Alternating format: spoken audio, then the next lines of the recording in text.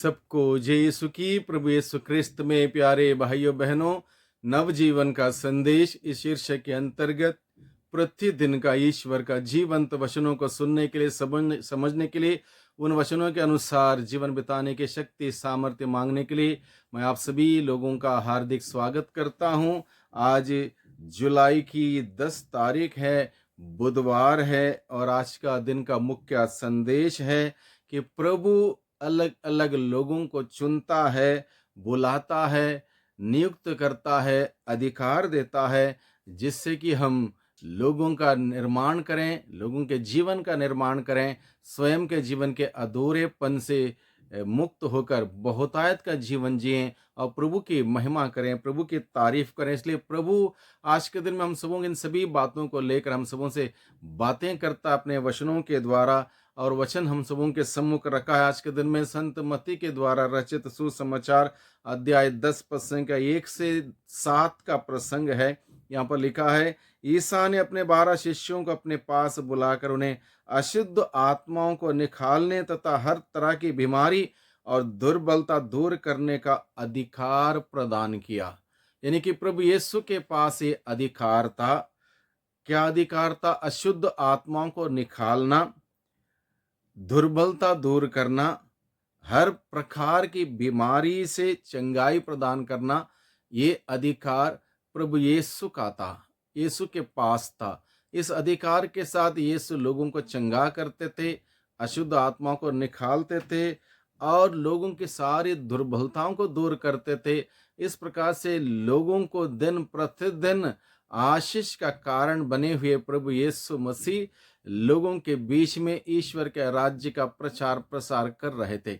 अब प्रभु यीशु मसीह आज के सुसमाचार के द्वारा हमें सिखाता है, उन्होंने हम में से हर एक व्यक्ति को चुना है, हर एक व्यक्ति को बुलाया है। और क्यों बुलाया है? हर एक व्यक्ति को इसलिए बुलाया है ताकि जो कार्य प्रभु यीशु ने किया, जैसे अशुद्ध आत्माओं को निकालना, बीमार लोगों को चंगा करना, दुर्बलता दूर करना, ये सारे कार्य हम लोग भी करें। इसलिए प्रभु अधिकार हमें देता है, इन सभी कार्यों को करने का अधिकार देता है। सांसारिकता में हम देखते हैं, दुनिया में हम देखते हैं, कोई भी अधिकारी अपना अधिकार हर किसी के साथ साझा नहीं करता, हर किसी के साथ बांटता नहीं है। क्योंकि अगर वो सोचेगा या सोचता है, अगर मैं ये अधिकार और किसी के साथ बांटूं तो मेरा मेरा पावर कम हो जाएगा, मेरा अधिकार कम हो जाएगा, मेरी बातें सुनने वाले कोई नहीं रहेंगे। इस प्रकार से तमाम बातों को लेकर दुनिया में क्या होता है, लोग अपने अधिकार को दूसरे किसी के साथ नहीं बांटते।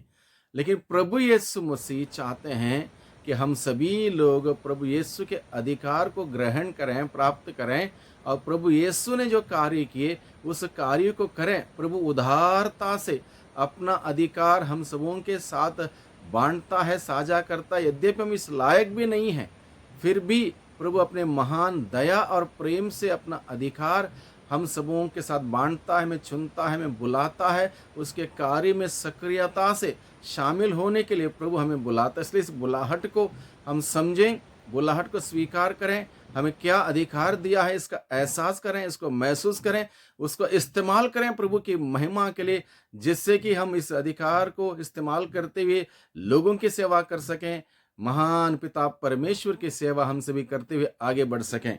इसलिए प्रभु हमें आज के दिन में जब बुलाता है, इस बुलाहट को हम समझें।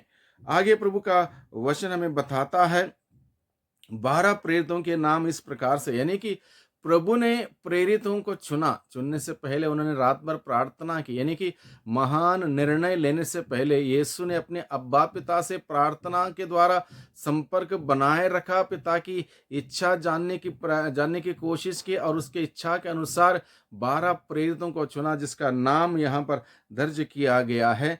और इस प्रकार से प्रभु हम सबों को सिखाता है, जिंदगी के महत्वपूर्ण निर्णय लेने के पहले हमें पिता परमेश्वर से प्रार्थना में पता लगाने की जरूरत है।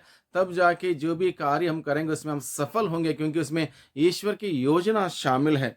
आगे प्रभु का वचन में बताता है, ईसा ने इन 12 को यह अनुदेश देकर भेजा, अन्य राष्ट्रों के यहाँ मत जाओ और समारिया के नगरों में प्रवेश मत करो, बल्कि इजराइल की घराने की खोई हुई भेड़ों के यहाँ जाओ। एक आदेश प्रभु ने अपने चुने हुए प्रेरितों को यह आदेश दिया कि इधर उधर मत जाओ। इधर उधर यानी कि किसी भी प्रकार की अन्य राष्ट्रों के बीच में या समारिया के नगरों में मत जाओ, बल्कि उन लोगों के बीच में जाओ जो इज़राइल के घराने की खोई हुई भेड़ों के जैसे हैं, उनके बीच में। यानी कि जो लोग प्रभु के हैं, लेकिन प्रभु का रास्ता छोड़ दिए हैं, प्रभु को भूल गए हैं, प्रभु से दूर गए हैं, जो सांसारिकता में गए हैं, पाप में गए हैं, बुराई में गए हैं, ईश्वर के सानिध्य से हट चुके हैं, एक प्रकार से खो गए हैं, ईश्वर से दूर हो गए हैं। ऐसे लोगों के बीच में जाने के लिए प्रभु अपने अनुयायियों को बताता था, क्योंकि प्रभु नहीं चाहता है एक भी खो जाए। प्रभु यीशु मसीह इस धरती पर खोए हुओं की खोज करने के लिए आए, इसलिए प्रभु चाहता है हम भी वही कार्य करें जो कार्य प्रभु यीशु ने किया, खोए हुओं की खोज करें। इसलिए प्रभु ने अपने अपने प्रेरितों से कहा, इज़राइल के घराने की खोई हुई भेड़ों के यहाँ जाओ, जो खो गए हैं उनको ढूंढो, उनको वापस लाओ, प्रभु के सानिध्य में लाओ, प्रभु के मूल्य सिद्धांतों के अनुसार जीवन बिताने के लिए उनको सिखाओ। ऐसी धर्म शिक्षा प्रभु अपने प्रेरितों को देते हैं।